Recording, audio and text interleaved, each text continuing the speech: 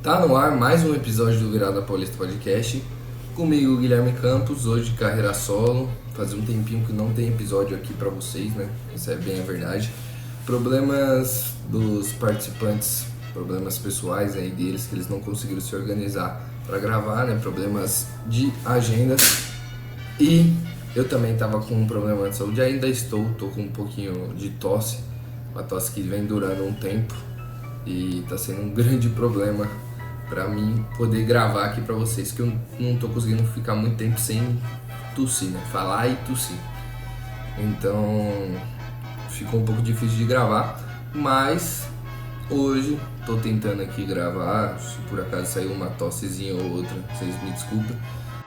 Então vamos falar sobre um tema que, aliás, vamos falar de todos os times, né? Não vai ser um tema específico. Nós vamos falar sobre Copa do Brasil, sobre Copa do Brasil, que o São Paulo foi campeão, o título do São Paulo, né? Que a gente ficou sem gravar o podcast por vários motivos. Vamos falar de Libertadores, a eliminação do Palmeiras, a fase do Palmeiras, para ser mais preciso, a fase do Corinthians e a fase, por que pareça, boa do Santos. 3 vitórias consecutivas aí com Marcelo Fernandes no comando do Peixe. Mas antes de tudo, deixa seu like, se inscreve no canal, comenta aí o que você está achando, o que a gente pode melhorar, o que você gosta do nosso podcast. Se você está no Spotify ou qualquer outro agregador de podcast, segue a gente aí, dá as estrelas, avalia a gente aí para outras pessoas também conhecerem o nosso trabalho. E segue a gente nas nossas redes sociais, tanto no Instagram, no Twitter e no TikTok, é tudo @viradapodcast. Bom, bora começar falando do São Paulo, né? São Paulo campeão da Copa do Brasil. Depois, eu sei que tá um pouquinho atrasado esse tema, galera, mas a gente vai falar do São Paulo campeão da Copa do Brasil, uma campanha gigante. O São Paulo perdeu aí a sua virgindade de Copa do Brasil, né? Quando tem muita gente falando, ganhou seu primeiro título e muito merecido. Eu já sabia, é complicado, mas eu suspeitava muito, eu acreditava muito num título do São Paulo desde quando ele passou do Palmeiras. Ali eu vi um São Paulo muito forte, ali eu vi um São Paulo do Dorival muito diferente, um São Paulo que encantava ver jogar, que mais trouxe o torcedor, trouxe o sentimento de ser São Paulino pro torcedor do São Paulo, que estava um pouco adormecido, porque ele não sentia isso representado nos jogadores em campo. O São Paulo, há muitos anos, era um time que, parecia que os jogadores não se ligavam muito, não se importavam muito de estar lá. E isso complicava bastante a relação do torcedor com o clube. E acho que a chegada do Dorival reacendeu isso nos jogadores. Porque são praticamente os mesmos jogadores. Praticamente não, eu acho que o São Paulo só trouxe. Claro, eu ia falar, só trouxe o Lucas e o Rames. Mas são duas contratações que mudam o patamar. O Rames Rodrigues ainda não mostrou muito para que veio. Mas o Lucas já mostrou, né, à toa que classificou o São Paulo diante do Corinthians. Então é um jogador de outro nível, jogador de um nível altíssimo, que está atuando aqui no Brasil e está atuando aqui no São Paulo, que faz muita diferença. Mas mesmo antes desses jogadores chegarem, então o São Paulo ele já havia mostrado uma grande evolução na mão do Dorival. Acho que é mais questão de sentimento dos jogadores, de entender que o São Paulo Futebol Clube, não que o Rogério Ceni não entendia, o Rogério Ceni entendia muito, e entendia até, acho que mais que a maioria dos profissionais que já passaram por lá, tanto jogador do que treinador. Mas o São Paulo, os jogadores não compraram muito a ideia do Rogério, tinha muito conflito entre os jogadores e técnico, né? Teve aquele caso da piscina, o Marcos Paulo lá que foi meio que escanteado, os jogadores abraçaram a causa do Marcos Paulo. Então acredito que o Dorival trouxe isso. E além disso, o Dorival trouxe uma inteligência tática muito grande, uma evolução na carreira do Dorival impressionante do que ele sempre foi, né? Ele sempre foi um técnico que mexia muito mal, um técnico que não variava tanto as suas táticas. Hoje ele variou tanto do Flamengo ano passado como no São Paulo nesse ano. Então é um técnico muito diferente. Atualmente, hoje, para mim, ele é o melhor técnico do Brasil, não tem discussão. O Abel não vive a melhor fase, apesar do histórico do Abel, né? Mas não vive a melhor fase. E o Dorival, bicampeão da Copa do Brasil, né? E atual campeão da Libertadores, por enquanto, que ainda não teve a final da Libertadores entre Fluminense e Boca. Mas eu acho que a grande história desse título é o Dorival. É o Dorival, porque vencer o Flamengo do jeito que ele saiu é muito marcante. Foi muito difícil. O Dorival, ele saiu do jeito que saiu. O Flamengo escanteou ele. O Flamengo fez uma coisa horrível. Um técnico campeão da Libertadores e da Copa do Brasil, você dispensar ele. E eu tenho pra mim de que foi mais porque o Flamengo subiu num salto alto de que o Flamengo é uma grife e eles querem técnicos de nome, de grife. O Dorival, a gente sabe que não tem essa grife, né? O Dorival veio como tampão pro Flamengo e o Flamengo depois o descartou, falando que ele não ia conseguir mais evoluir o time. Evoluir pra onde? O cara que foi campeão da Libertadores, da Copa do Brasil, você quer que o cara suba mais pra onde? Pra jogar a Champions League? O Flamengo não joga, então eu acho que foi um erro tremendo e graças a Deus o destino, ele não falha.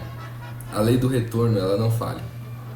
E o Dorival foi campeão em cima do Flamengo, com o São Paulo jogando melhor que o Flamengo até no primeiro jogo. No segundo tempo, pra mim foi melhor, apesar do Flamengo ter criado a chance, mas ele controlou a partida. Depois que toma o gol do Bruno Henrique, foi, importantíssimo o gol do Nestor, né? Bota o São Paulo de volta no jogo, e aí o São Paulo constrói o caminho para ser campeão. E esse título é gigante. Passou do Palmeiras, passou do Corinthians, ganhou do Flamengo. É gigantesco essa conquista do São Paulo.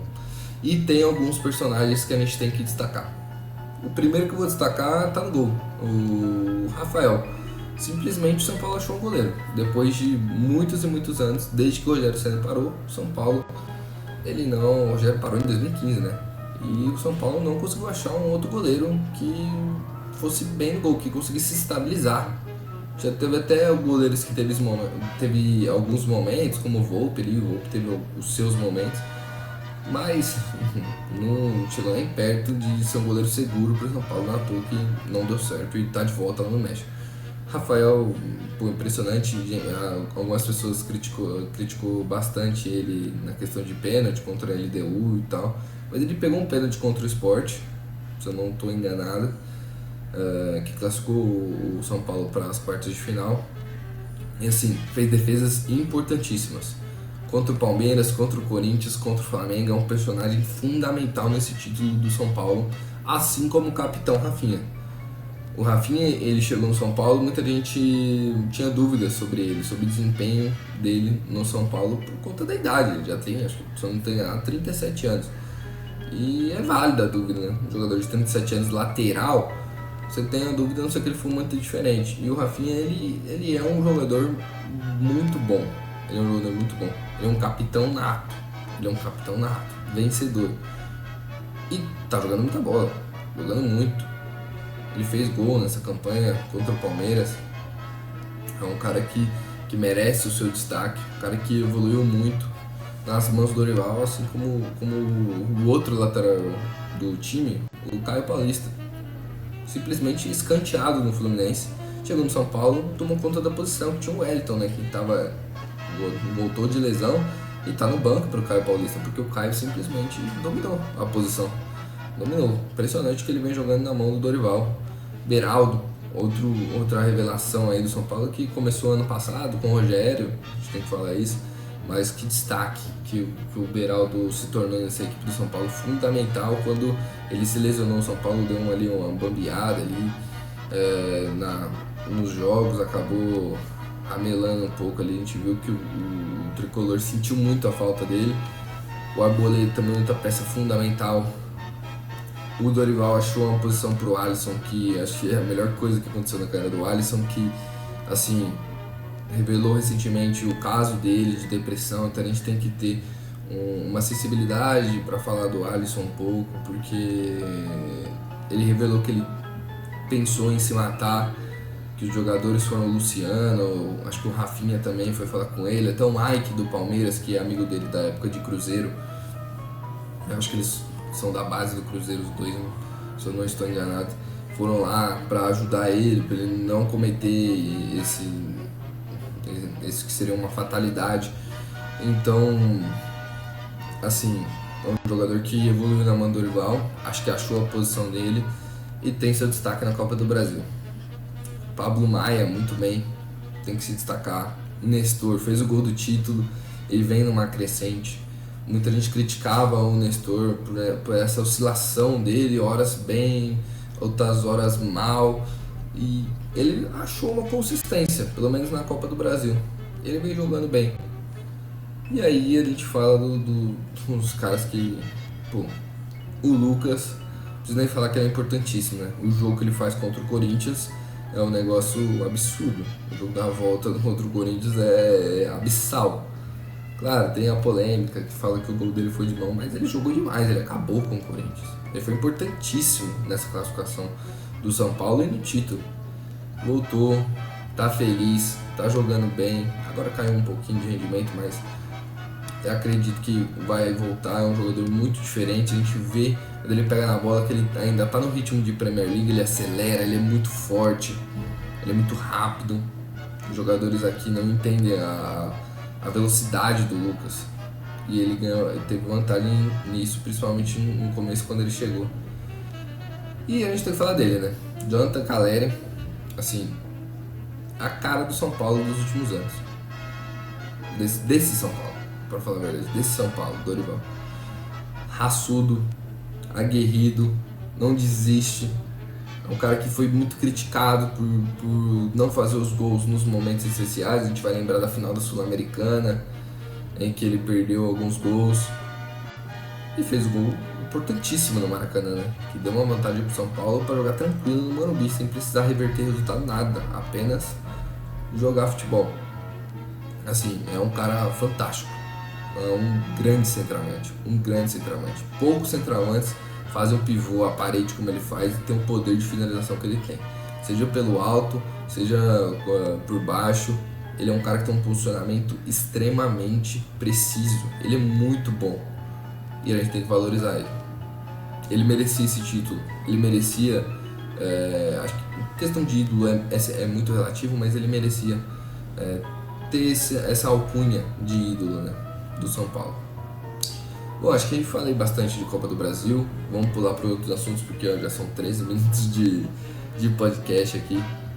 E ainda não falamos, temos mais 3 assuntos para falar. E eu já vou começar falando do Corinthians, porque depois eu já emendo o clássico da saudade e já falo um pouco da fase dos dois. O Corinthians trocou de técnico no meio de uma disputa de semifinal de Sul-Americana. Acho que o luxo durou até mais do que deveria. Mano Menezes chegou aí e o Corinthians acabou sendo eliminado. O Corinthians ainda não venceu com o Mano Menezes. São 3 jogos, né? São 3 derrotas. Mas assim, é o começo do trabalho, né? Não tem muito o que falar. Eu acho que o Mano é um bom técnico. Acho que ele vai dar jeito nesse equipe do Corinthians. É um técnico que, na minha visão, combina com o Corinthians por N motivos, né? É um técnico que gosta muito de ajustar a defesa, os times do Mano são bem sólidos. E como ele falou, e a gente tem que falar, ele montou esse time do Inter aí que bateu semifinal de Copa do Brasil. De Copa do Brasil não, de Libertadores, né? Acabou sendo eliminado de forma vexatória, mas a gente o Mano não tem culpa que os caras são pipoqueiros. O grande problema dessa equipe do Corinthians, pra mim, é o elenco é muito escasso.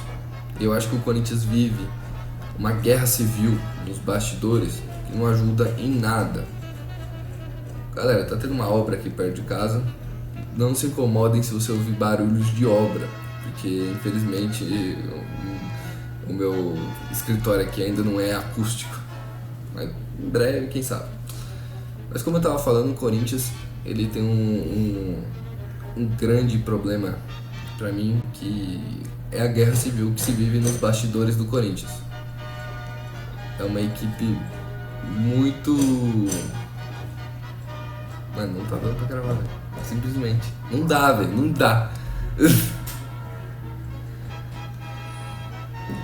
O grande problema... Tô 3 minutos tentando falar, não sei nada. O grande problema dessa equipe do Corinthians é a guerra civil que o Corinthians vive, né? Que tem o Capitão América, o Augusto Melo, e o Homem de Ferro, o André Negão, né? Que protagonizam aí uma rivalidade totalmente tosca, né? A gente pode ver nas redes sociais, cada hora sai uma coisa diferente sobre os dois, coisa nada a ver uma coisa com a outra. E eu acho que esse período político do Corinthians aí tá sendo muito, muito complicado e tá prejudicando o time dentro de campo. É claro, o elenco foi mal formado. Alguns jogadores saíram, não teve reposições, o Duílio acho que negligenciou um pouco o campo e acabou, vendeu o Roger Guedes, beleza. Vendeu o Roger Guedes, eu nem lembro se foi depois do fechamento da janela para chegar, mas pô, não teve peça de reposição, né? Tem o Rojas aí que tá sofrendo, muita gente criticando o Rojas e com razão, ele não tá jogando nada, mas eu acho que ele é um bom jogador. Eu acho que num contexto diferente, com um técnico que sabe valorizar ele, com um time melhor, numa situação melhor, eu acho que a tendência é ele melhorar. Não sei se até o final do ano ou se na próxima temporada. Ele é bom jogador, ele já mostrou isso. Mas o Corinthians, ele vem sofrendo um mal que o Barcelona sofreu nos últimos anos, né? É muito grato, o Corinthians é muito grato pelos seus ídolos. Pelo menos nessa gestão tem sido. Gil, Cássio, por mais que eu não acho que ele é um grande culpado, mas tem um grande parcela da torcida do Corinthians que gostaria de ver o Carlos Miguel e não o Cássio, por conta da questão da panelinha do Corinthians, em que o Cássio é um dos líderes, né? Se não for o maior líder. Fagner, Fábio Santos. E eu posso colocar até o Renato Augusto, né? Porque, assim, ótimo jogador, craque, um dos melhores meias que eu já vi jogando no futebol brasileiro. Mas eu acho que a tendência é que ele tá chegando mais perto do final da carreira dele. Não dá, simplesmente é um jogador que não tá à disposição. E como o nosso querido Levi disse uma vez, disponibilidade é uma habilidade, né? E o Renato Augusto nunca tá disponível. Então, assim, falando um pouco desses caras, o Gil não vive uma boa temporada, o Fagner muito menos. O Fagner tá perdendo a potência dele e o Corinthians precisa de uma renovação urgente nas laterais e parece que o Duílio não viu isso, se recusou a contratar um lateral esquerdo. E aí eu falo da história mais triste pra mim do Corinthians atualmente, que é a do Fábio Santos. Eu acho que o Mano, a diretoria do Corinthians, o próprio Fábio Santos deveria entender, ter uma sensibilidade de que o Fábio Santos está manchando a história dele no Corinthians. Isso é óbvio, isso é muito óbvio. O Fábio Santos está manchando a história dele no Corinthians, infelizmente, porque é um jogador ídolo do Corinthians, fez muita coisa, jogador muito bom, de extrema habilidade. Pô, a gente vai lembrar daquela caneta que ele dá num clássico contra o Palmeiras. É um cara que sempre jogou muito bem, um cara que representou muito bem a nação corintiana. Mas chega uma hora que não dá mais. Na minha visão, seria melhor para ele ser poupado. Tá acontecendo muita coisa ali no setor dele. Ele não tá aguentando nitidamente, ele tá cansado. Ele reclamou na eliminação contra o Fortaleza. Quase chorou. Então assim, eu pouparia o Fábio Santos. Ah, mas o Bidu não é bom, o Bidu não sei o que, não tá pronto. Assim, essa questão de não tá pronto, pô, o cara já tem 24 anos, né? Pra 25, deve ter feito 25. Pô, tá na hora dele assumir a responsabilidade, né? Por mais que ele não seja o melhor, o Fábio Santos, pra mim, tem que ser poupado. Coloca o Bidu aí e vê o que dá. Eu acho que é isso. E lá na frente, Yuri Alberto, né? Não vive uma grande temporada. Parece que outro jogador da última temporada, último ano de 2022, né, que empolgou muita gente, fez o Corinthians dar a vida para o Zenit, para poder adquirir o jogador em definitivo. É um jogador jovem ainda. Não viu uma ótima fase. Eu acho que a má fase do time interfere nele. Interfere. Porque ele tem tido umas oportunidades e não tem marcado, né? Contra o Fortaleza, o Corinthians poderia ter saído ganho de 1-0, tem uma chance clara, cara a cara com o goleiro, ele foi muito mal. Assim como ele fez o gol no primeiro jogo, cara a cara com o goleiro. Então, assim, eu acho que é um jogador de qualidade, acho que ele tá numa má fase, acho que ele precisa de um técnico que valorize mais ele, jogadores que ajudem ele. E eu vou trazer um exemplo aqui do Marcos Leonardo, que pra mim os dois começaram o ano muito parecido, muito criticado, não jogando bem, as mesmas coisas. Eu até falava que eles estavam vendo a mesma fase ruim, da bola bater, não ficar, não conseguir dominar a bola, tava muito difícil. Só que o Marcos conseguiu melhorar muito, né? É o vice-artilheiro do Brasileirão hoje. Por quê? Porque chegou jogadores como o Jean Lucas para ajudar ele. O Soteldo, quando tá disponível, ajuda bastante. O Marcos Leonardo, ele tem recebido bolas para fazer os gols. E ele tem feito os gols. O Yuri, por mais que viraliza muito os erros dele, ele não recebe tantas bolas assim para fazer os gols. Entendeu? Então, eu acredito que se o time melhorar na próxima temporada, ele deve melhorar também. Vamos falar agora do Clássico da Saudade de domingo. 2 para o Santos, 1 para o Palmeiras na Arena Barueri, mando do Palmeiras, só tinha torcida do Palmeiras. E o Santos conquistou uma vitória gigantesca, assim, impressionante o que o Santos está fazendo com o Marcelo Fernandes. Marcelo Fernandes é simplesmente o melhor técnico da era Rueda. Simplesmente o melhor técnico da era Rueda. Ele entende os jogadores, entende a função que os jogadores podem cumprir. Ele tem uma visão, uma leitura dos seus jogadores, da situação de jogo muito boa, muito boa. Ontem, no domingo no caso, o Santos teve a estreia de Maxi Silveira, um uruguaio que chegou com a Aguirre, pedido do Aguirre. O Aguirre ficou 4 jogos no Santos, 5, não lembro exatamente a quantidade de jogos. E aí o Max Silveira nem entrou desses jogos aí. E ontem, no domingo ele entrou. E entrou assim, muito bem. Muito bem. Importantíssimo gol, deu assistência e poderia ter feito o gol ali, que ele tem que fazer aquele gol. Certamente. E ali ele tive uma leitura do Marcelo Fernandes que era tipo assim, já no teu Soteldo, o Morelos foi para titular. Ele poderia ter colocado o Furt, porque automaticamente o Furt vinha entrando, o Morelos não. Entendeu? O Morelos não entrou contra o Vasco. No jogo de domingo foi titular contra o Palmeiras. Por quê? Porque ele teve uma leitura de tipo assim, precisa de um atacante mais móvel, não dá pra jogar o Furt. E aí quando ele tira o Morelos, ele mantém isso. Ele não fala, vou colocar o Furt, não, ele coloca o Silveira, que é um cara mais móvel do que o Furt. O Furt é um cara mais paradão. Ele é mais uma posição do Marcos, não para jogar com o Marcos. Então, uma leitura muito boa de jogo. A gente já viu no jogo contra o Vasco, ele invertendo a posição do Joaquim, ele jogou mais aberto na direita contra o Bahia. Contra o Vasco, ele jogou centralizado, ele jogou no meio porque o Veguete é um ótimo centroavante e o Joaquim vai bem pelo alto. Então ele teve essa postura, essa visão de jogo que foi muito importante. E assim, colocou os 3 zagueiros, Dodô na zaga. Claro, não jogou contra o Palmeiras, mas Dodô na zaga nos 2 jogos contra o Vasco e contra o Bahia.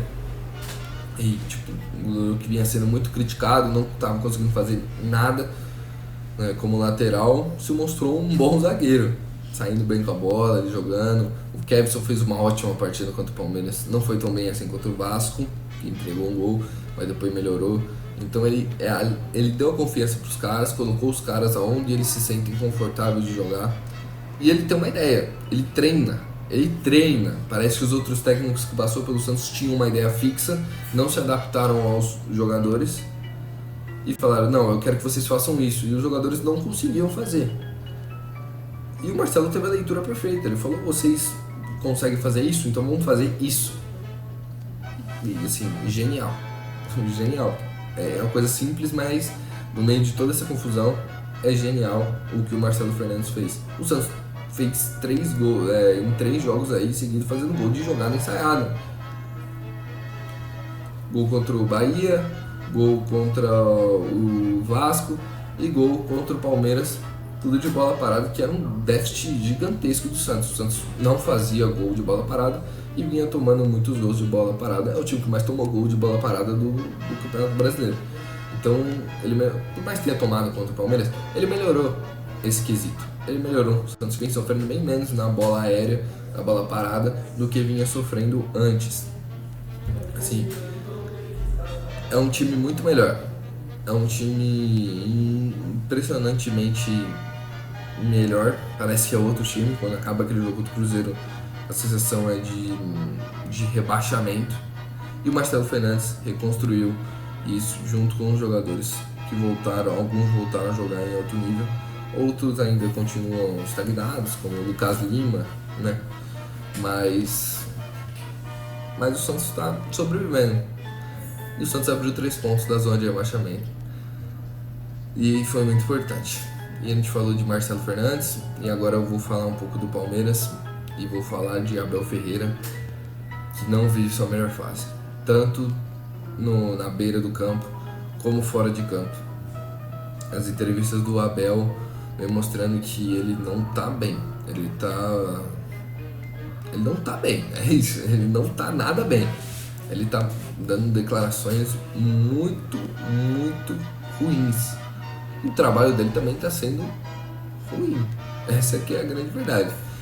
O Palmeiras foi eliminado da Libertadores. Por mais que o segundo tempo tenha sido bom, o primeiro tempo tem dentro do Abel ali, da teimosia dele. Tem sim. O Abel não vive grande fase, assim como o Palmeiras não vive grande fase, até porque ele é o técnico do time. E a eliminação ali, ela escancarou bastante duas coisas. A teimosia do Abel de não colocar os meninos para jogar, e colocou agora com o Santos, e o Palmeiras melhorou um pouco. O Endrick foi muito bem, o Kevin foi muito bem, e eles deveriam ter iniciado contra o Boca, porque quando eles entraram, eles mostraram personalidade. Claro, o Endrick tem aquele lance bizarro, que era só fazer o gol, né? Ele quis dar um giro no goleiro, mas assim, o Palmeiras melhorou com a entrada do Endrick, com a entrada do Kevin, que é um ótimo jogador esse Kevin, muito bom jogador, essa que é a verdade. E assim, o Abel já vinha de alguns jogos em que o Palmeiras estava conquistando vitórias de 1-0 nos últimos minutos, sofrendo contra adversários como Cruzeiro, Vasco. Não eram adversários em que o Palmeiras costumava sofrer para marcar gols. O Palmeiras vem sofrendo. Por mais que o Dudu não vinha fazendo uma boa temporada, o Palmeiras sente um pouco a ausência do Dudu. Sente bastante a ausência do Dudu. E a criação de jogadas, ela ficou bem deficitária com a ausência do camisa 7. Mas o técnico está ali para achar soluções. E o Abel não vem achando. O Abel não vem achando nenhuma solução assim. Agora acho que com os meninos pode ser uma solução aí para tentar fazer o Palmeiras voltar a ser um pouco mais assertivo, né? Um pouco mais decisivo ali no último terço do campo, como o Tite, novo técnico do Flamengo, gosta de falar, né? Porque o Palmeiras tem sido deficitário. O Palmeiras tem errado muito ali e não tem conseguido ser eficiente. O Palmeiras, nessa era Abel, sempre foi muito eficiente. O Palmeiras não vem conseguindo. E fora de campo, nas entrevistas, o Abel tá meio perdido. Eu acho que ele tá deixando se levar um pouco por essa má fase, tá meio que parecendo um pouco de arrogância. A gente tem que lembrar, depois do final do jogo contra o Bragantino, que o Palmeiras perde de 2-1, ele pega e o repórter tá fazendo uma pergunta, respeitando muito o Palmeiras, exaltando o trabalho dele no Palmeiras e exaltando também no Boca. E ele responde de uma forma extremamente arrogante. Ele pega e fala assim: quantas Libertadores tem o Palmeiras? Aí pode falar 3. Ele, quantas Libertadores tem o Boca? Aí pode falar 6. Ele faz uma cara tipo assim, ele não sabia que o Boca tinha mais Libertadores que o Palmeiras. Ele não sabia. Então, pô, isso mostra que ele quis dar uma carteirada ali, né? Tipo assim, pô, o meu time é tricampeão da Libertadores. Ele só não sabia que o Boca é ex-campeão da Libertadores, né? E aí ele acabou pagando de palhaço. Essa que foi a grande verdade.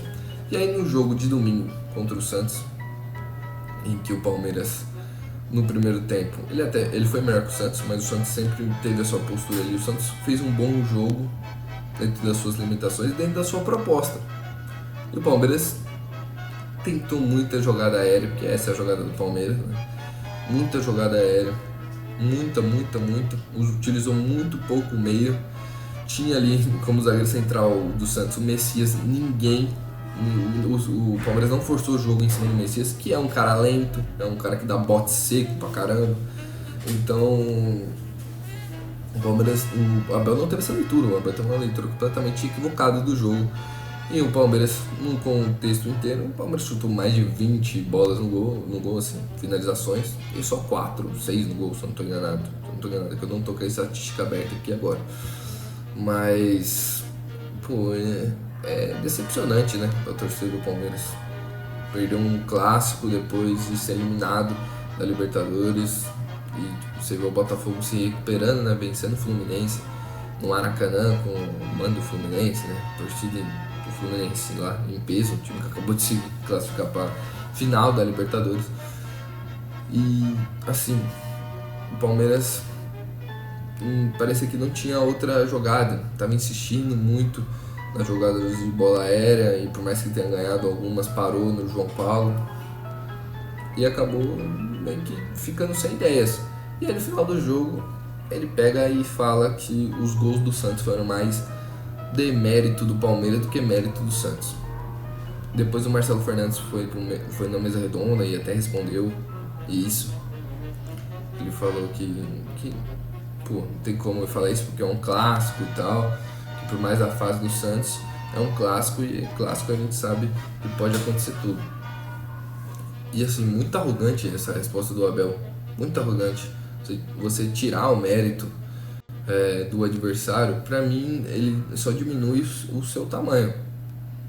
Por mais que você tenha errado, o adversário teve o mérito de forçar o seu erro e aproveitar as chances. É isso. Futebol é isso. Quem erra menos, vence. É isso. Simplesmente é isso. Quem erra menos, vence. Esse é o futebol. Esse é qualquer esporte. Quem erra menos, vence.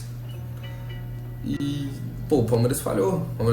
Mas o Santos aproveitou as oportunidades. Poderia ter feito 3, poderia ter feito 4. Teve chances aí com o Maxi Silveira aí, com o Furk. E o Santos acabou não convertendo e ficou só 2-1.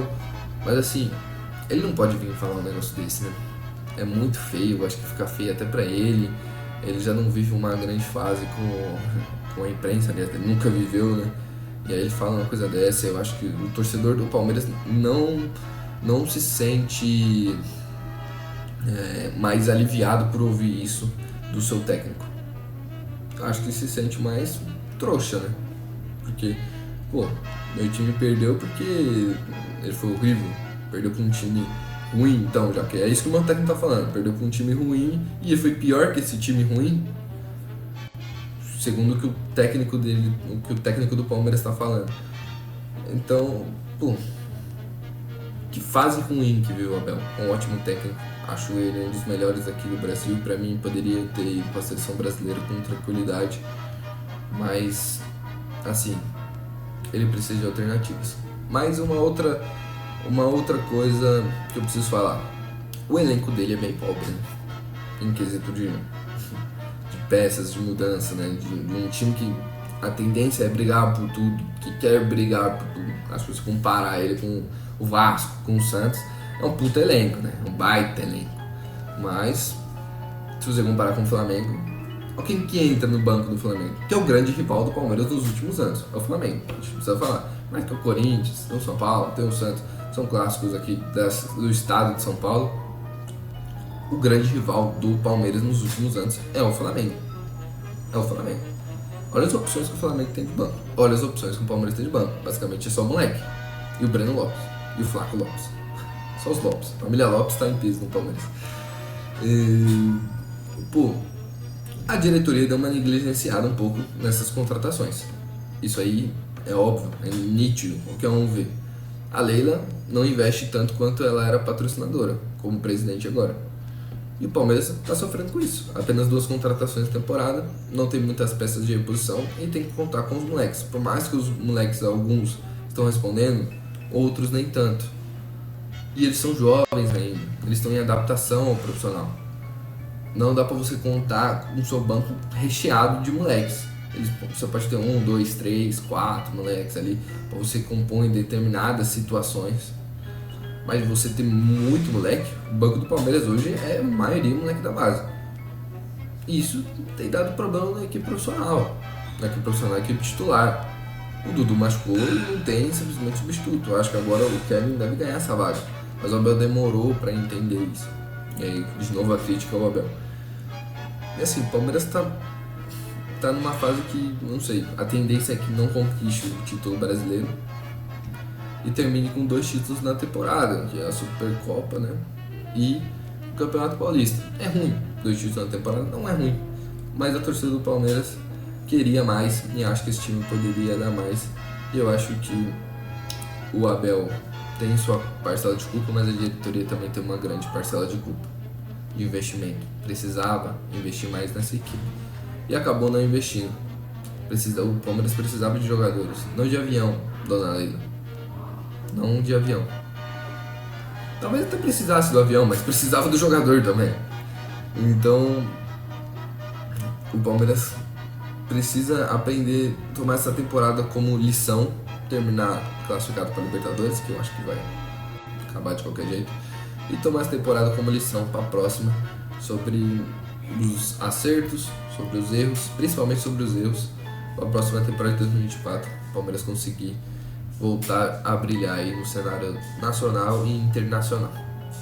Bom, é isso, espero que vocês tenham gostado. Mais uma vez eu vou deixar aqui o meu pedido para vocês: deixar o like, comentar, se inscrever no nosso canal, seguir no Spotify, avalie a gente lá no outro agregador, qualquer um que você está escutando.